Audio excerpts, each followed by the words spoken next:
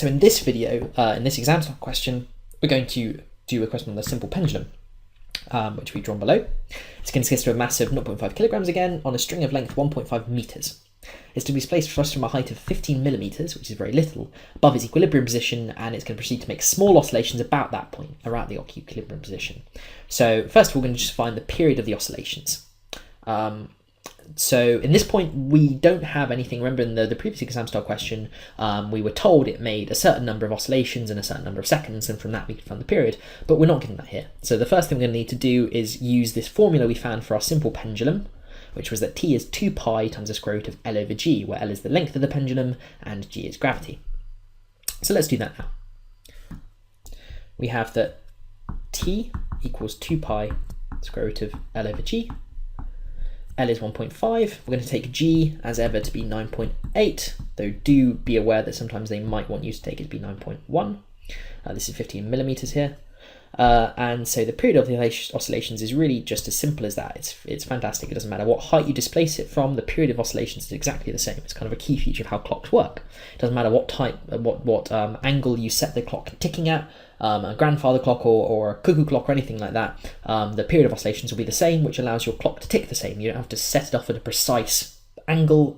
Any angle will do as long as the angle is small enough that simple harmonic motion applies.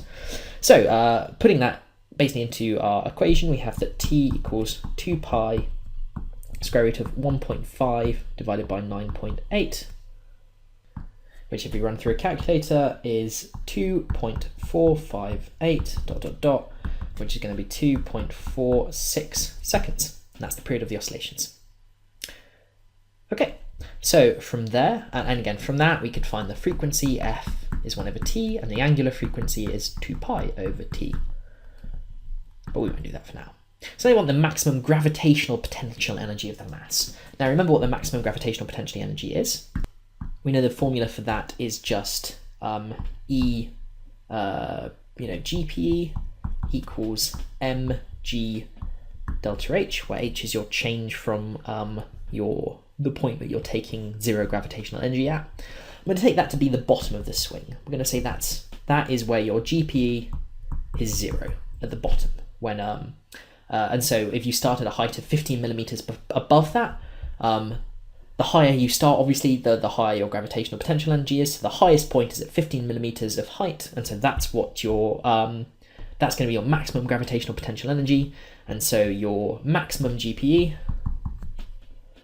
Hey guys, to continue watching this video and unlock hundreds of other super concise and exam board specific A-level physics videos, just click the Snap Revise smiley face.